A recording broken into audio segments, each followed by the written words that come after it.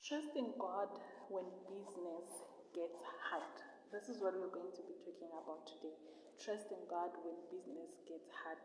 The biblical principles that we're going to be using when business gets hard. So before we go any further, I just want us to share a word of prayer. Father, we thank you for today. You have led us to be in this moment. We are just surrendering everything that we know. We surrender our businesses. We surrender whatever plans that we have. That God Almighty, may you help us. May you lead us. Let us not just do business as people that do not have direction, but let us do business as people that are led by the Holy Spirit. Father, may our businesses be able to shine in the world. May our businesses be able to flourish in the marketplace as we surrender everything into your hands in the mighty name of Jesus. Father, I pray each and every person that is going to be connecting to this video, to this moment, may you help them and give them whatever that they desire pertaining their business. In Jesus' name we pray. Amen and amen. Okay, guys, welcome back to the Makubeles. So this is part 3 of my series on how biblical scriptures helped me in my business. So in part 1, we spoke about planning and direction. In part 2, we talk about discipline and consistency. And today we're talking about something very real, which is faith over fear, right? So we can be fearful because business is not always going to be easy.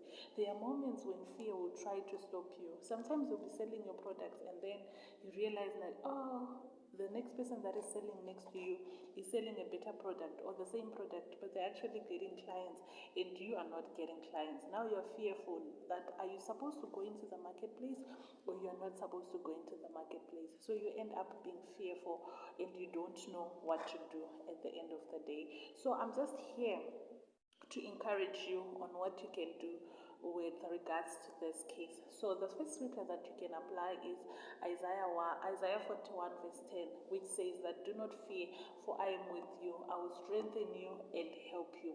In your business, tell yourself, do not fear, for God is with me. I will help you and I will strengthen you. This scripture reminded me that I'm not alone in my business journey. There are times when I felt like I was afraid of failing. There are times when I was afraid of making money, losing money. I was afraid of making the wrong decisions. But this verse gave me that clarity, that comfort that God is with me. Even in uncertainty, God is with me. Even in the moments when it's just difficult for me to actually believe that God is there. So instead of letting fear control me, what did I do? I kept moving forward. I kept trusting God in the unknown. And then I reminded myself that I am supported. And I reminded myself that I am supported by who? By God. So at the end of the day, that's how you handle pressure. That's how you handle pressure as a Christian in business. You don't handle pressure doing it the worldly way. You don't handle pressure doing it in a different way. How do you handle pressure? You declare Isaiah 41 verse 10 into your life. The second scripture that actually helped me was 2 Timothy 1 verse 7. It says that for God has not given us a spirit of fear, but of power, love, and a sound mind. So this one really shifts a mindset of a person. Why? Because you realize that fear is not from God. Fear is something that is not instilled in us from God. It's something that is instilled within us from the devil. So what do you do when you feel doubt? When you feel anxiety, when you're starting to overthink, you remind yourself that this is not the voice that I should follow. Instead, you should give God the power to act, the love to stay grounded, and a sound mind that is able to make you make wise decisions. So stop letting fear make decisions for you in your business. Rather, give it all to God.